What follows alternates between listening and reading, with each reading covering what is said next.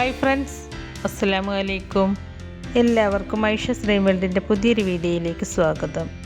ഇന്ന് ഞാൻ വന്നിട്ടുള്ളത് ചുവന്ന ചീര വെച്ചിട്ടുള്ളൊരു തോരൻ്റെ റെസിപ്പിയുമായിട്ടാണ്. എല്ലാവർക്കും തോരൻ ഉണ്ടാക്കാനൊക്കെ അറിയായിരിക്കാം, എന്നാലും ഓരോരുത്തരും ഉണ്ടാക്കുന്ന രീതിയിൽ വ്യത്യാസമുണ്ടാവും.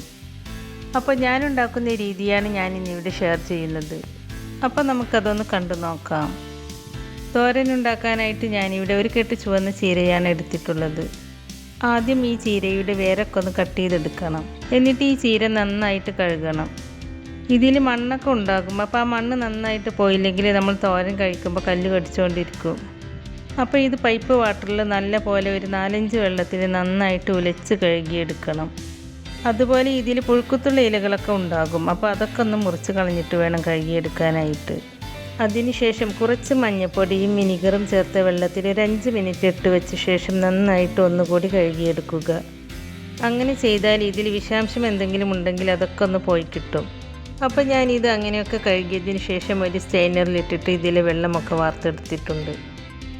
ഇനി നമുക്ക് ഈ ചീര കട്ട് ചെയ്തെടുക്കണം. ചീരയുടെ തണ്ടിന് വേവ് കൂടുതലും ഇലക്ക് വേവ് കുറവുമാണ്. അതുകൊണ്ട് ഞാൻ ഈ ചീരയുടെ തണ്ട് വേറെയും ഇല വേറെയുമായിട്ടാണ് കട്ട് ചെയ്തെടുക്കുന്നത്. അപ്പോൾ ഇതുപോലെ അങ്ങോട്ട് കട്ട് ചെയ്തെടുത്താൽ മതി.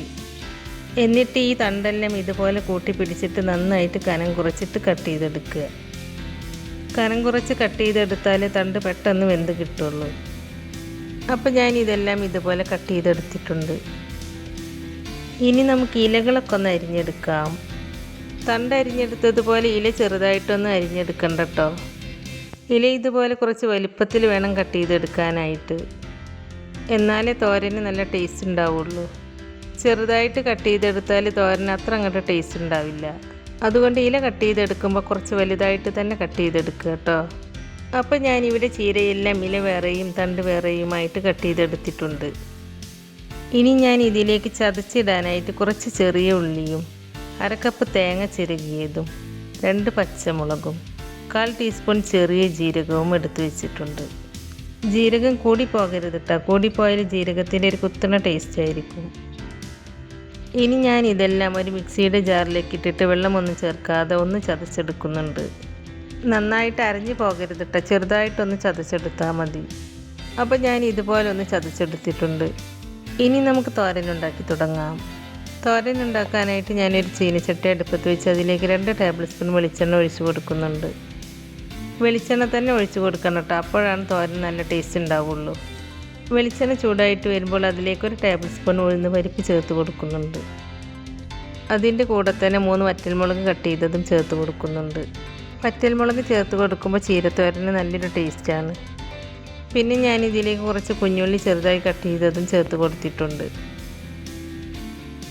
ഈ കുഞ്ഞുള്ളി നന്നായിട്ട് ഗോൾഡൻ കളറാകുന്നത് വരെ ഒന്ന് മൂപ്പിച്ചെടുക്കുക.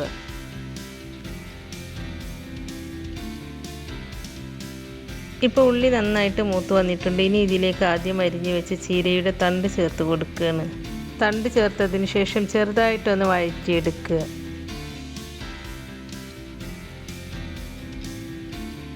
അതിനുശേഷം തേങ്ങ ചതച്ച് വെച്ചത് ചേർത്ത് കൊടുക്കുകയാണ്. തേങ്ങ ചേർത്ത് കൊടുത്തതിന് ശേഷം കുറച്ച് സമയം ഒന്ന് വഴറ്റി കൊടുക്കുക. ഇതിൻ്റെ ഒക്കെ ആ റോ ടേസ്റ്റ് ഉണ്ടല്ലോ, അതൊക്കെ ഒന്ന് പോയി കിട്ടുന്നത് വരെ കുറച്ച് സമയം ഒന്ന് വഴറ്റിയാൽ മതി. കാരണം നമ്മൾ ഈ ചീരത്തോരൻ വെക്കുമ്പോഴുണ്ടല്ലോ, ചീരക്ക് ഒരുപാട് വേവില്ലാത്തതുകൊണ്ട് ഈ തേങ്ങയുടെയും ജീരകത്തിൻ്റെയും ഒക്കെ ആ റോ ടേസ്റ്റ് ഉണ്ടല്ലോ, അതങ്ങോട്ട് മാറി കിട്ടണമെന്നില്ല. അതുകൊണ്ട് ഇല ചേർത്ത് കൊടുക്കുന്നതിന് മുമ്പ് തേങ്ങ ഇതുപോലെ ഒന്ന് വഴറ്റിയെടുക്കുകയാണ് നല്ലത്. അപ്പോൾ ഇത്രയും മതി. ഇനി നമുക്കിതിലേക്ക് കട്ട് ചെയ്ത് വെച്ച് ചീരയില ചേർത്ത് കൊടുക്കാം. അതിനുശേഷം ഇതിലേക്ക് ആവശ്യമായ ഉപ്പ് ചേർത്ത് കൊടുക്കുന്നുണ്ട്. ഉപ്പ് ചേർത്ത് കൊടുത്തതിന് ശേഷം നന്നായിട്ടൊന്ന് മിക്സ് ചെയ്തെടുക്കുക. ഞാനിപ്പോൾ ഫ്ലെയിം മീഡിയം ടു ലോ ഫ്ലെയിമിലാണ് കേട്ടോ വെച്ചിട്ടുള്ളത്. നമ്മളിതിലേക്ക് ഒട്ടും തന്നെ വെള്ളമൊന്നും ചേർക്കാതെയാണ് കേട്ടോ വേവിച്ചെടുക്കുന്നത്. വെള്ളം ചേർത്ത് കൊടുത്താൽ ഈ തോരന് അത്ര അങ്ങോട്ട് ടേസ്റ്റ് ഉണ്ടാവില്ല. കാരണം ഈ ചീര വേവാനുള്ള വെള്ളം ഈ ചീരയിൽ തന്നെ ഉണ്ട്, പിന്നെ എക്സ്ട്രാ വെള്ളം ഒഴിച്ച് കൊടുക്കേണ്ട ആവശ്യമില്ല. ചീരക്ക് ഒരുപാട് അങ്ങോട്ട് കുക്കിംഗ് ടൈമൊന്നുമില്ല. ചീര ഒന്ന് ആവി കൊണ്ടാൽ മതി, പെട്ടെന്ന് വെന്ത് കിട്ടും.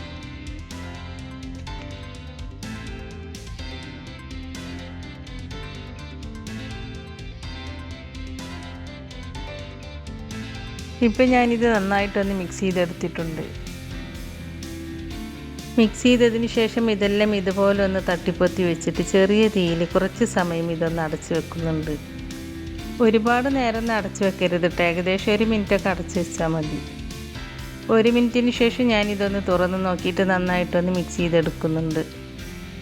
ഇപ്പോൾ ഇതിലെ വെള്ളമൊക്കെ വറ്റിയിട്ട് ചീര വെന്ത് കിട്ടിയിട്ടുണ്ട്. അപ്പോൾ ഇത്രയും മതിയിനി ഞാൻ ഫ്ലെയിം ഓഫ് ചെയ്ത് കൊടുക്കുകയാണ്. അപ്പോൾ ഇതാ കണ്ടോ, ചീര ഒട്ടും കുഴഞ്ഞു പോകാതെ ചീരയുടെ കളറൊന്നും തന്നെ നഷ്ടപ്പെടാതെ കറക്റ്റ് പാകത്തിന് വെന്ത് കിട്ടിയിട്ടുണ്ട്. ഇത് ചൂട് ചോറിൻ്റെ കൂടെ കഴിക്കാൻ നല്ല ടേസ്റ്റാണ്. ചീരത്തോരൻ ഉണ്ടാക്കാൻ വളരെ എളുപ്പമാണ്. അപ്പോൾ നിങ്ങളെല്ലാവരും ഇതുപോലെ ഒന്ന് ഉണ്ടാക്കി നോക്കണം. എന്നിട്ട് അതിൻ്റെ അഭിപ്രായം കമൻറ്റായി എഴുതി അറിയിക്കാനും മറക്കരുത്.